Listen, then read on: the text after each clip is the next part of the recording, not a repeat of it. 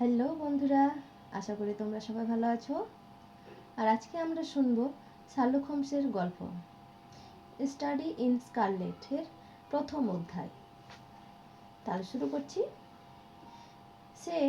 সেই 1878 সালের কথা।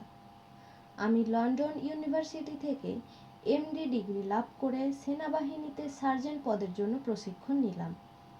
প্রশিক্ষণপ্রাপ্ত হয়ে পঞ্চম নর্থাম্বারল্যান্ড ফুসিলিয়ারে সহকারী সার্জেন্টের পদে নিযুক্ত হলাম। সে সময় সেনাবাহিনী ভারতে নিযুক্ত ছিল। আমার ভারতীয় সেনাবাহিনীতে যোগ দেওয়ার আগেই দ্বিতীয় আফগান যুদ্ধ শুরু হয়েছিল। আমি বোম্বাইতে অবতরণ করে জানতে পারলাম আমার যে সেনা বিভাগে যোগদানের কথা সেটা শত্রুপুঞ্জের ভেতরে প্রবেশ করেছে। আমি অন্য সেনা অফিসারদের সঙ্গে যাত্রা করলাম এবং এক কথায় নিরাপদে কান্দাহার পৌঁছে গেলাম। আমার বিভাগের সঙ্গে পরিচিত হয়ে আমার নতুন দায়িত্ব বুঝে নিলাম। যুদ্ধ শেষে অন্যান্যদের ভাগ্যে সুফল কিছু ফললেও আমার ভাগ্যে আর তার ছিটে ফোটা কিছু জুটল না, বরং দুর্ভাগ্য আমাকে তাড়া করে ফিরতে লাগলো। আমাকে আমার দল থেকে বিচ্ছিন্ন করে বার্কশায়ারের সঙ্গে যুক্ত করা হলো, যেখানে আমি এক মর্মান্তিক যুদ্ধের মাঝে কাজ করলাম এবং একটি বুলেটের আঘাতে দারুণভাবে আহত হয়ে শত্রু হত্যাকারী গাজীদের হাতে ধৃত হলাম। যা হোক, তারা আমায় মারল না ঠিকই, শেষমেশ একটি ঘোড়ায় পিঠে চড়িয়ে দিল। যা হোক, অশেষ দুর্গতির ভোগ করে ইংরেজ বাহিনীতে ফিরে এলাম। অশেষ কষ্ট ভোগের দরুন আমার শরীর ভেঙে পড়ল। অবশেষে আমাকে একটি বিরাট ট্রেনে তুলে দেওয়া হলো। আহত জখম সৈনিককে পূর্ণ বিরাট ট্রেনটির মধ্যে আমার ঠাঁই হলো। পেশোয়ারের বেশ হসপিটালে আমি নিত হলাম, যে এখানে যা হোক আমি অনেকটাই সুস্থ হয়ে উঠলাম, হাঁটাচলাও করতে লাগলাম। তারপর আবার জ্বরাক্রান্ত হয়ে আবার মুর্শিক ভবর অবস্থা হলো আমার।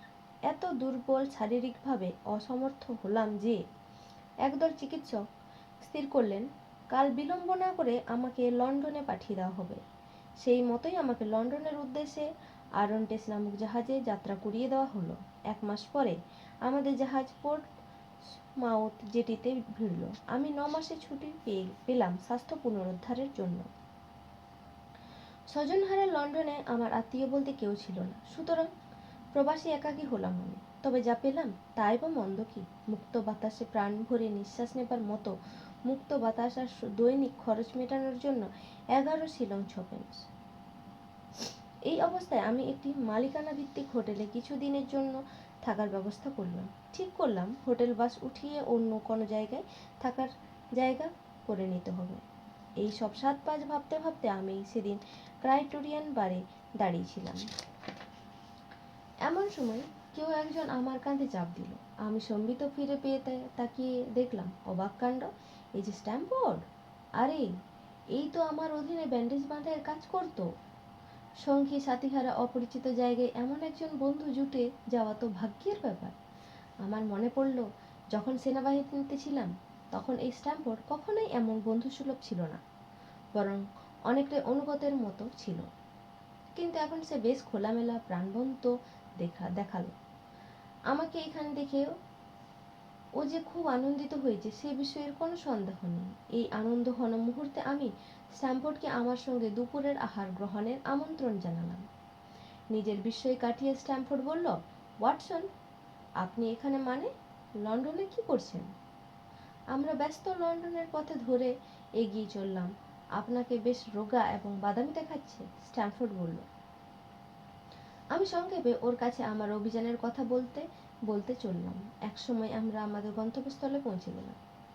হতাশভাবে স্ট্যাম্পফোর্ড বলল, খুবই দুর্ভাগ্যজনক। তা এখন কি করবেন ভাবছেন? আমি বললাম, আমি এখন একটি থাকার জায়গা খুঁজছি, যদি মোটামুটি সামর্থ্যের মধ্যে একটু নির্ঝঞ্ঝাট থাকার বাসস্থান পাই, এই আর কি। এটাই একটি অদ্ভুত ব্যাপার, স্ট্যাম্পফোর্ড বলল। আপনি আজ দ্বিতীয় ব্যক্তি যিনি ওই একই কথা বললেন। প্রথম ব্যক্তিটি কে? আমি জানতে চাইলাম। একজন লোক যিনি হাসপাতালে কেমিক্যাল ল্যাবরেটরিতে কাজ করছেন। তিনি একটি সুন্দর সুব্যবস্থার বাড়িতে থাকার জন্য অংশীদারের কথা বলছিলেন। সত্যিই অবাক কাণ্ড। আমি উৎফুল্ল হয়ে বললাম, যদি তিনি সত্যিই একজন থাকার এবং খরচের ব্যাপারে অংশীদার পেতে চান তাহলে আমিই সেই ব্যক্তি। আমি তো একা থাকার চাইতে একজন সঙ্গী পেতে চাই। মদের গ্লাস নাড়তে নাড়তে একটু গম্ভীরভাবে বললে, আপনি এখনো শার্লক হোমসকে চেনেন না মনে হয়। আপনি বরাবরের মতো তাকে সঙ্গী বা সাথী হিসেবে পাবেন না। কিন্তু কেন? তা কি তার কি বিরূপতার কিছু আছে নাকি? ওহো, আমি তার বিরূপতার কিছু বলছি না। তবে তিনি এক অদ্ভুত চরিত্রের মানুষ। তার ধ্যান ধারণা বিজ্ঞানের বিষয়ে অনুসন্ধিৎসা। সর্বোপরি আমি বলতে চাইলাম তিনি সত্যিই একজন স্বজন ব্যক্তি। ও আমার মনে হয় তিনি একজন চিকিৎসার ছাত্র। না, আমি জানি না তিনি ঠিক কী ইচ্ছা পোষণ করেন। তার অ্যানাটমি সম্বন্ধে যথেষ্ট জ্ঞান আছে বলে আমার মনে হয়। তাছাড়া রসায়নে তিনি যথেষ্ট দক্ষ। তবে আমি যতদূর জানি তিনি নির্দিষ্ট নিয়ম নীতি মেনে কোনো মেডিকেল ক্লাস করেননি। তার অধ্যবসায় বেশ অদ্ভুত। তার জ্ঞান ভাণ্ডার বেশ পূর্ণ, যা গুরুদেরও মুগ্ধ করে। আমি জিজ্ঞেস করলাম, তুমি কখনো এইসব বিষয়ে তার কাছে জানতে চাওনি? না, তা চাইনি, কারণ তিনি এমনই ব্যক্তি যিনি তার ধ্যান ধারণা ব্যক্ত করেন না। তবে অনেক কথাই বলেন যদি তার দিল খুশ থাকে, এই আর কি। আমি তার সঙ্গে দেখা করতে চাই। আমি বললাম, যদি আমি কারোর সঙ্গে থাকতে পারি, আমি অবশ্যই পড়ুয়া এবং শান্ত স্বভাবের মানুষই পছন্দ করি। আমি এখন আর হই হল্লা, স্নায়ুর চাপ সহ্য করতে পারি না। এইসব আফগানিস্তানে যখন ছিলাম তখন অনেক শুয়েছি। আমি কিভাবে তোমার সেই বন্ধুর সাক্ষাৎ পেতে পারি? স্ট্যামফোর্ড বলল, নিশ্চয়ই। তিনি এখনো গবেষণাগারেই আছেন।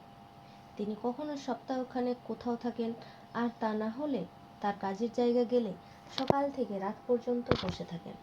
যদি আপনি চান তাহলে দুপুরের খাওয়া দাওয়ার পর আমরা সেখানে যেতে পারি। আমি তৎক্ষণাৎ রাজি হয়ে গেলাম। বললাম, নিশ্চয়ই, তাই যাব। আমরা হোটেল ছেড়ে হাসপাতালের উদ্দেশ্যে বেরিয়ে পড়লাম। যাবার পথে স্ট্যামফোর্ড ভদ্রলোকের সম্বন্ধে আরও অনেক কিছু বলল, যিনি আমার আবাসস্থলের অংশীদার হবেন। আপনি যদি তার সঙ্গে মানিয়ে নিতে না পারেন তবে আমাকে দোষ দেবেন না, স্ট্যামফোর্ড বলল।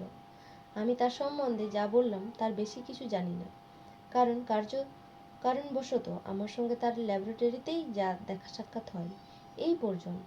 যেহেতু আপনি তার সঙ্গে দেখা করে ইচ্ছে জানিয়েছেন, তাই এই সাক্ষাৎকার। এর জন্য আমাকে দোষী করবেন না। না না, তা কেন? আমি বললাম, তবে তুমি যেন আমাদের সাক্ষাৎকার ঘটিয়ে দিয়ে হাত ধুয়ে ফেলতে চাইছো, স্ট্যামফোর্ড। এটি প্রকাশ করা দুরূহ, যা নাকি অপ্রকাশ্য। সে হাসতে হাসতে বলল, আমার কি মনে হয় জানেন, হোমস একজন বৈজ্ঞানিক হলেও হতে পারেন। তিনি এমনিতে খুব শান্ত মস্তিষ্কের মানুষ। তার উপস্থিতি প্রমাণ করে তার জ্ঞান ভাণ্ডার সঠিক, খুব সত্যি। তবে এটি জেনে নিতে হয়, যখন কোনো জিনিস তিনি উঠে পড়ে লাগেন, তখন যেন সেটির ওপর কষাঘাত চলতে থাকে। কষাঘাত? জিনিসের ওপর? হ্যাঁ, আমি স্বচক্ষে তাকে তা করতে দেখেছি, এমনকি মৃতদেহের ওপরেও।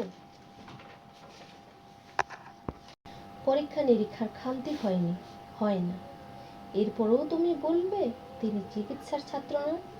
না, একমাত্র ভগবানই জানেন তার পড়াশোনার বিষয় কি। যা হোক, আমরা এসে গেছি। এখন আপনি তার সম্বন্ধে আপনার ধারণা লাভ করতে পারবেন। কথা বলতে বলতে আমরা সরু গলিপথে এগিয়ে চলেছি। একসময় আমরা একটি দরজার সামনে এসে দাঁড়ালাম। একটি হাসপাতালের প্রবেশদ্বার। আমরা হাসপাতালে প্রবেশ করে আরও খানিকটা এগিয়ে গিয়ে ল্যাবরেটরিতে পৌঁছালাম। এটি একটি বিরাট ঘর। সারি সারি শিশি, বোতল, টেস্ট টিউব, বকযন্ত্র, ছোট বড় নিচু টেবিল ছড়ানো ছিটানো অবস্থায় রয়েছে। নীল আলো জ্বালিয়ে বুনসেন দ্বীপগুলো কিসের যেন অপেক্ষায় রয়েছে দেখলাম। এত বড় হল ঘরটায় একজন মাত্র ছাত্র দূরের একটি টেবিলের ওপর ঝুঁকে পড়ে কি যেন পরীক্ষার কাজে ব্যস্ত রয়েছে। আমাদের পায়ের শব্দে তার ধ্যান ভঙ্গ হলো। তিনি ঘাড় বেঁকিয়ে এক নজর দেখলেন। আনন্দের অতিশয্যে একরকম লাফিয়ে চিৎকার করে উঠলেন, আমি এটাকে দেখেছি। হাতে একটি টেস্ট টিউব নিয়ে আমাদের দিকে ছুটে এলেন। বললেন, জানো, আমি একটি বিকারকে পেয়েছি, যেটা এই তলানিতে দেখা যাচ্ছে। আর এটা সম্ভব হয়েছে হিমোগ্লোবিনের দ্বারা, তাছাড়া অন্য কিছুর দ্বারা নয়। স্ট্যামফোর্ড বললেন, ভান্ডার ওয়াটসন, ইনি শ্রীযুক্ত শার্লক হোমস। উষ্ণ করমর্দন করে শ্রী হোমস জিজ্ঞেস করলেন, কেমন আছেন? আমার বিশ্বাস আপনি আফগানিস্তানে ছিলেন। আমি অবাক বিষয়ে জিজ্ঞেস করলাম, কি আশ্চর্য, আপনি জানলেন কি করে? তিনি মৃদু হাস্য করে বললেন, কিছু মনে করবেন না। এখনকার প্রশ্নটি হচ্ছে হিমোগ্লোবিন সম্পর্কে। কোনো সন্দেহ নেই যে আপনি আমার এই আবিষ্কারটি তাৎপর্য বুঝবেন। রাসায়নিকভাবে এটি অবশ্যই চিত্তাকর্ষক, সে বিষয়ে কোনো সন্দেহ নেই, কিন্তু কার্যক্ষেত্রে কেন? এটি তো বছরের পর বছর ধরে চিকিৎসা ক্ষেত্রের উপযুক্ত আবিষ্কার। এটা তো আমাদের রক্ত পরীক্ষার ক্ষেত্রে ব্যবহৃত হয়। এই কথা বলে শার্লক হোমস আমার কোটের কোণা থেকে ধরে টেনে যে টেবিলটায় তিনি কাজ করছিলেন সেখানে নিয়ে গেলেন। বললেন, আসুন আমরা টাটকা রক্ত নিই। সত্যিই অবাক কাণ্ড। তিনি তার আঙুল চিরে পরীক্ষা পাত্রে টাটকা রক্তের ফোঁটা ফেললেন। দেখুন, বললেন শার্লক হোমস, এবার জলের সঙ্গে এর মিশ্রণটি দেখুন। পরিষ্কার জলের মতোই তো দেখাচ্ছে নাকি? তার কারণ আনুপাতিক হার এখানে ঠিক নেই। যা হোক, এবার আমরা এর অবশ্যম্ভাবী ফল দেখতে পাবো। এর ফলে তিনি পাত্রটির মধ্যে কয়েক টুকরো ক্রিস্টাল পাথর ফেললেন, তারপর কিছু স্বচ্ছ তরল পদার্থ ঢাললেন। পাত্রটির মধ্যে তরলের রং মেহগনি রঙের মতো বদলে গেল, আর কাঁচ পাত্রটির তলায় কিছু গুঁড়ো গুঁড়ো পদার্থ জমে গেল। হাততালি দিয়ে অট্টহাস্য করলেন শার্লক হোমস এবং শিশুসুলভ আনন্দে মেতে উঠে বললেন, এবার কি ভাবছো? এটি, আমি বললাম, একটু খুব সুন্দর পরীক্ষা। সুন্দর সুন্দর, তিনি বললেন। আগেকার গুইকাম পরীক্ষাটি ছিল বড়ই জ্যাবড়া এবং অনিশ্চিত। এখন রক্তের সময় বিচারে এই পরীক্ষা অনেক বেশি ফলদায়ী হবে। আমি অনুচ্চ স্বরে বললাম, তা সত্যি? জানেন, হোমস বললেন, ক্রিমিনাল কেসগুলো এই একটি পয়েন্টেই ঝুলে থাকে। কোনো ব্যক্তি দোষী সাব্যস্ত হলো, কিন্তু তার জামাকাপড় পরীক্ষা করে কোনো দাগ কিসের তা বোঝবার সহজ উপায় ছিল না। এটি রক্তের, কাদার না মূর্চের? অতি বড় বিশেষজ্ঞও এই ব্যাপারে হিমশিম খেতেন, কারণ পরীক্ষা নিরীক্ষার সঠিক পদ্ধতির অভাবেই এর জন্য দায়ী। এখন আমরা শার্লক হোমসের পরীক্ষার সুফল পাব, আর সমস্যা থাকবে না। কথা বলার সময় তার চোখ আনন্দে চকচক করছিল। বুকে হাত রেখে অভিবাদন কুড়ানোর ভঙ্গি করলেন। তার উদ্যমের প্রশংসা করে আমি বললাম, আপনি অবশ্যই অভিনন্দিত হবেন। শার্লক হোমস আরও কিছু বলতে চাইলেন, দেখে স্ট্যামফোর্ড বলল, আমরা একটা দরকারে এসেছিলাম। আমার এই বন্ধুকে আপনার কাছে এনেছি আপনার থাকার ঘরের অংশীদার হিসেবে। শার্লক হোমস স্ট্যামফোর্ডের কথায় বেশ খুশি হলেন মনে হয়। তিনি বললেন, বেকার স্ট্রিটে আমার ঘরে নিশ্চয়ই আপনার থাকা চলতে পারে। আমি আশা করি কড়া তামাকের গন্ধ আপনার বিরক্তির কারণ হবে না। আমিও ধূমপান করি। তাহলে তো মিটেই গেল। ও হ্যাঁ, আমি তো রসায়ন নিয়ে পরীক্ষা নিরীক্ষা করি। সেটাও নিশ্চয়ই আপনার অসহ্য ঠেকবে না। আরে না না, আপনার বেহালা শুনতে ভালো লাগে। এটি তো শিল্পীর উপর নির্ভর করে। ভালো বাজনা নিশ্চয়ই ভালো। তাহলে যদি ঘর আপনার পছন্দ হয়, তবে তো একসঙ্গে আমরা থাকার আর কোনো সমস্যাই হবে না। তাহলে কখন দেখতে যাব? আগামীকাল দুপুরে এখানে চলে আসুন, তারপরে একসঙ্গে বেরিয়ে যাব। ঠিক আছে, তাহলে কাল দুপুরবেলায় ঠিক থাকলো, বলে আমি শার্লক হোমসের সঙ্গে করমর্দন করলাম। তারপর হোটেলের উদ্দেশ্যে রওনা দিলাম। ও হ্যাঁ, আমি স্ট্যামফোর্ডকে বললাম, আচ্ছা, আমি যে আফগানিস্তানে থেকে এসেছি তা উনি জানলেন কি করে? এটাই ওনার বিশেষত্ব, স্ট্যামফোর্ড বলল। বহু লোক ওর এই আগাম মন্তব্যের বিষয় নিয়ে বহু প্রশ্ন করে। সত্যিই রহস্যজনক। যাক, তোমাকে অশেষ ধন্যবাদ যে আমাকে এমন ব্যক্তির সঙ্গে একত্রিত করে দিলে। এবার স্ট্যামফোর্ড বলল, আপনি ওকে বুঝে নিন। বিদায়।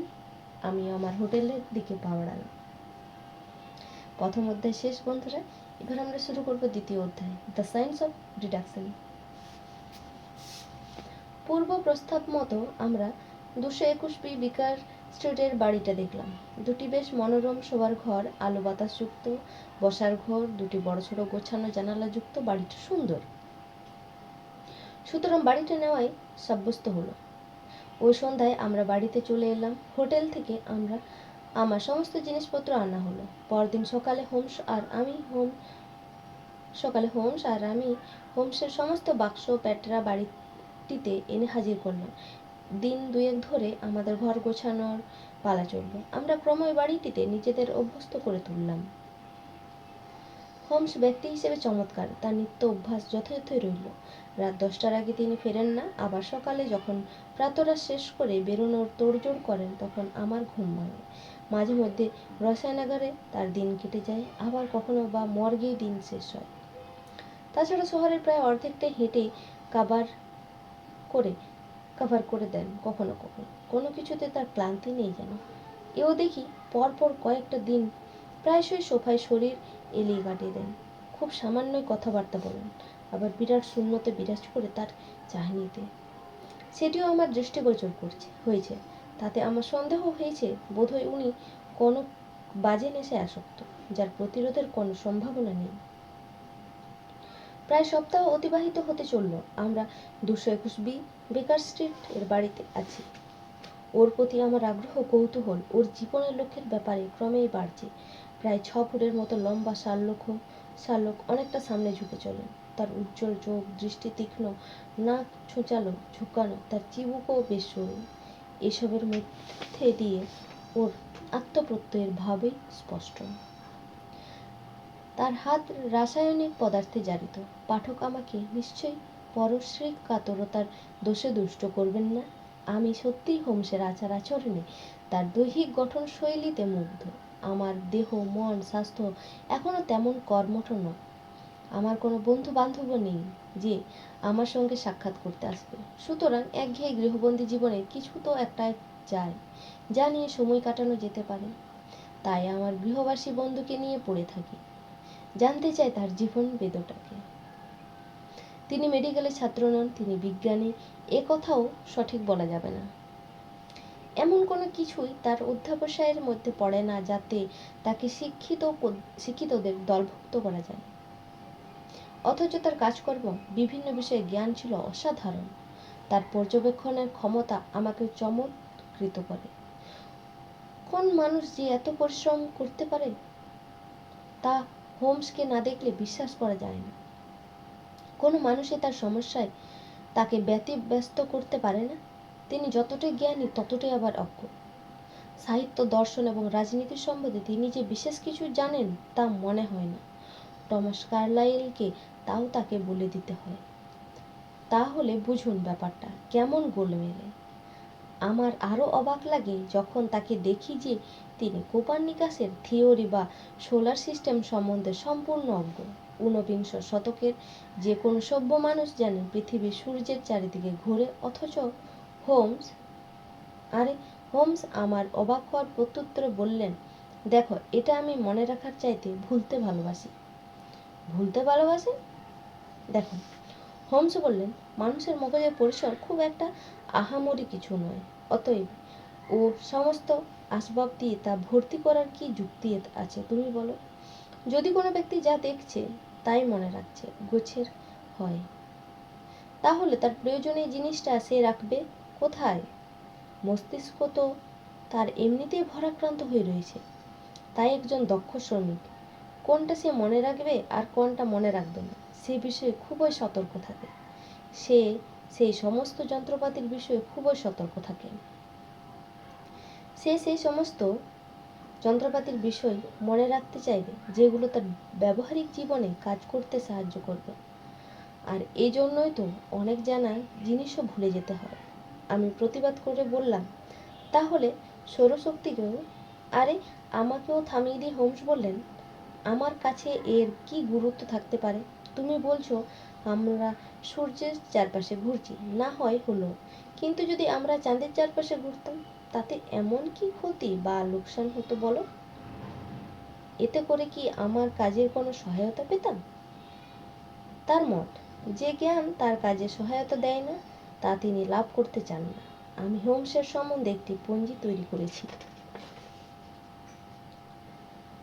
শার্লক হোমস ও তার সীমা।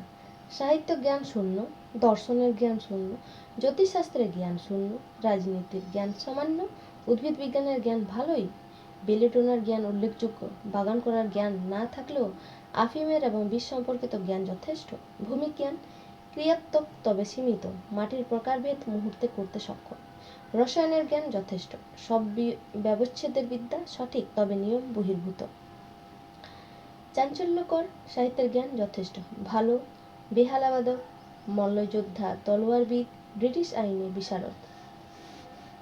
যখন আমি তালিকা দীর্ঘায়িত করছি, হঠাৎ কি এক অজানা হতাশায় আমি সেটাকে আগুনের কুণ্ডে ছুড়ে দিলাম।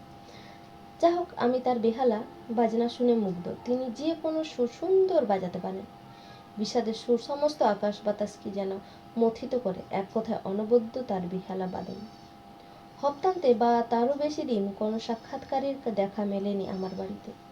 স্বাভাবিকভাবে আমি ভেবেছিলাম আমার যেমন কোনো বন্ধু নেই, আমার সঙ্গীও বুঝিবা বন্ধু বান্ধবী একা একমাত্র। কিন্তু আমার চিন্তা যে অমূল্য তা বুঝতে আমার দেরি হলো না। দেখলাম সমাজের বিভিন্ন শ্রেণীর মানুষজন তার সঙ্গে পরিচিত। লেস্ট্রেড নামে এক ইন্দুরমুখ লোক এক সপ্তাহে প্রায় ৩-৪ বার তার সঙ্গে দেখা করতে এলেন। প্রায় আধ ঘন্টা কাটিয়ে বিদেয় হলেন। যেদিন ওই তরুণী এসেছিলেন সেদিন সন্ধে পাকা চুলওয়ালা এক ভদ্রলোক এলেন। তিনি খুব উত্তেজিত ছিলেন। তার পেছন পেছন একজন বয়স্ক ভদ্রমহিলাকেও আসতে দেখেছিলাম। যখন কেউ আসতো আমি তখন ড্রয়িং রুম ছেড়ে নিজের ঘরে ঢুকে পড়তাম। এর জন্য অবশ্য হোমস ক্ষমা চাইতেন। তিনি বলতেন, বৈঠকখানাটা আমি আমার কাজের জন্য ব্যবহার করছি, আর যারা আসছেন তারা সবাই আমার মক্কেল। ৪ঠা মার্চ তারিখটি আজও আমার বেশ স্মরণে আছে। অন্য দিনের চাইতে সেদিন আমি বেশ সকালে ঘুম থেকে উঠেছিলাম। দেখলাম হোমস তখনও তার প্রাতরাশ খাওয়া শেষ করেননি। বাড়িওয়ালি ভদ্রমহিলা জানেন আমি অনেক দেরিতে উঠি, তাই আমার জন্য না প্রাতরাশের ব্যবস্থা করছেন, না কফি প্রস্তুত করছেন। আমি ঘন্টা বাজিয়ে তাই জানিয়ে দিলাম, আমি তৈরি। আমি খবরের কাগজ খুলে সময় কাটাতে লাগলাম। আমার সঙ্গে ততক্ষণে টোস্ট চিবোতে শুরু করেছেন। একটি আর্টিকেলের তুলায় পেন্সিলের দাগ কাটা দেখে আমার চোখ সেটাকে গিলতে লাগলো। খবরের শিরোনামটি ছিল দ্য বুক অফ লাইফ, যেটাতে বলা হয়েছে কোনো পদ্ধতিতে অবলম্বন করে একজন ব্যক্তি পরীক্ষায় সফল হতে পারে। একজন ব্যক্তি তার বিশ্লেষণী শক্তি এবং পর্যবেক্ষণের দ্বারাই অসাধারণ হয়ে উঠতে পারে।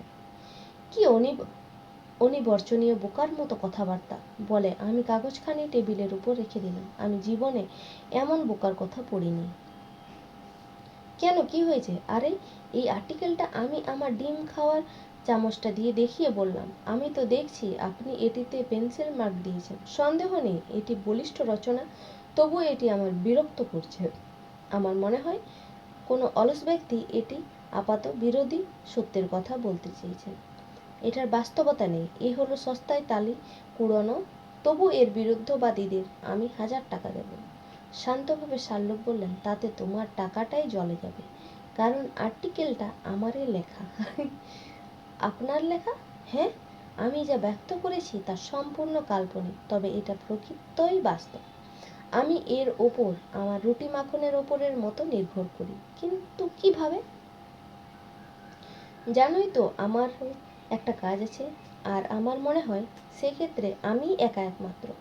আমি একজন গোয়েন্দা। যদিও তুমি সেটা জানো, এই লন্ডন শহরে বহু সরকারি গোয়েন্দা আছে, তাছাড়া প্রাইভেট ডিটেকটিভও আছে অনেক।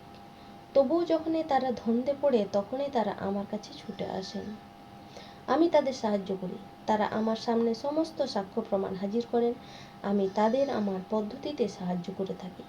সমস্ত অপকর্মের পেছনে পারিবারিক সম্পর্ক থাকে। তুমি যদি হাজারো কেস দেখো, তবে এর সত্যতা অনুধাবন করতে পারবে। লেস্ট্রেড একজন খ্যাতনামা ডিটেকটিভ। ইদানিং তিনি একটি জালিয়াতি কেস হাতে নিয়ে হাবুডুবু খাচ্ছেন, আর সেই জন্যই তিনি এখানে এসেছিলেন। আর এই অন্য লোকগুলো, ওরা কেন?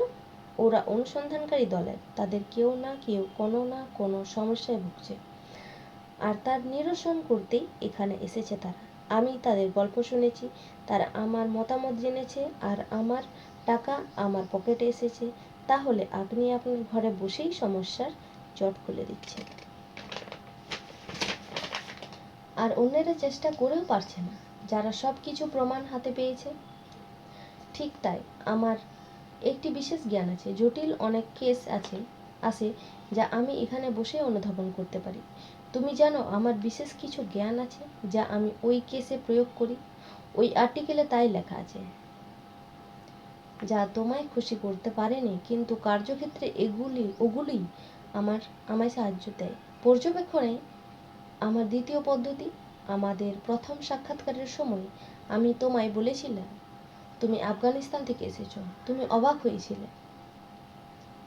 হ্যাঁ, আপনি নিঃসন্দেহ তা বলেছিলেন। এতে সন্দেহ দরকার নেই। আমি জানতাম তুমি আফগানিস্তান থেকে এসেছো। আমার অভ্যাস হলো অতি সত্বর চিন্তা করতে পারি ও সিদ্ধান্ত নিতে পারি। তোমার চেহারাই বদলে দিচ্ছিল। তুমি ঊষর কোনো দেশের আবহাওয়াতে ছিলে।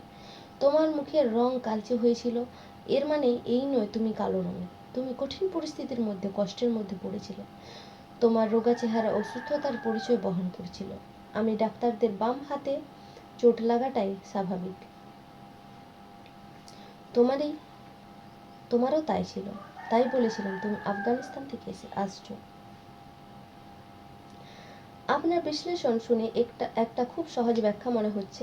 আমি বললাম, আপনার কথায় আমার এডগার অ্যালান পোর উডপিনের কথা মনে পড়ছে। শার্লক উঠে দাঁড়ালেন এবং তার পাইপে অগ্নিসংযোগ করে বললেন, তুমি আমাকে উডপিনের সঙ্গে তুলনা করছো? কিন্তু উডপিন ছিল খুব নির্গুণী লোক। সে ছল করে তার বন্ধুকে নাস্তানাবুদ করেছিল। আপনি গব্রিয়াসের লেখা পড়েছেন? আমি জিজ্ঞেস করলাম। লিক কি আপনার গোয়েন্দাগিরির সাহায্য নেন? লিকের একমাত্র একটি বিশেষ গুণ হলো ওই দিকে শনাক্ত করা, যা আমি 24 ঘন্টায় করেছি। আর একটি বিশেষত্ব হলো আমি যা 24 ঘন্টায় করি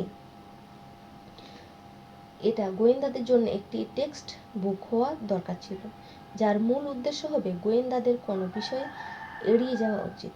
আমি জানালার দিকে এগিয়ে গেলাম। আজকাল আর তেমন অপরাধ সংঘটিত হয় না, তাই অপরাধীর সংখ্যাও যথেষ্ট কমে গেছে। ভাবি, এই বৃত্তিতে মাথা খাটিয়ে কী লাভ? আমি এটা জানি, এই বৃত্তিতে আমার নাম বিখ্যাত হয়েছে। আমি এই বৃত্তিতে যা উপার্জন করি তা অন্য যে কোনো ব্যক্তি যে কোনো কাজ থেকে পেতে পারে। তাই বলি, গোয়েন্দাগিরিতে কী লাভ? এমন অপরাধ ঘটে না যা চিহ্নিত করার দরকার পড়ে না, আর যাও বা ঘটে তা স্কটল্যান্ড ইয়ার্ডের গোয়েন্দাদের জন্য যথেষ্ট। আমার বিরক্ত বোধ হচ্ছিল, সুতরাং বিষয় পরিবর্তন করা দরকার বুঝলাম। আমি বললাম, রাস্তার ওপাশ দিয়ে যে লোকটি যাচ্ছে সে কি পেতে চাইছে? সাদামাটা পোশাকের একটি ধীরগতির ব্যক্তিকে উদ্দেশ্য করেই আমি কথাটা বললাম। ওর হাতে একটি বড় নীল খাম রয়েছে। সে নিশ্চয়ই কোনো সংবাদ বয়ে নিয়ে চলেছে। ও শার্লক বললেন, তুমি নিশ্চয়ই অবসরপ্রাপ্ত জাহাজি সার্জেন্টের কথা বলছো। মনে মনে ভাবলাম, লোকটা কি? উনি নিশ্চয়ই বুঝেছেন ওর কথা সত্যতা যাচাই করতে আমি যাব না। তাই যা হোক, এটি একটি মন্তব্য করে বসেছেন।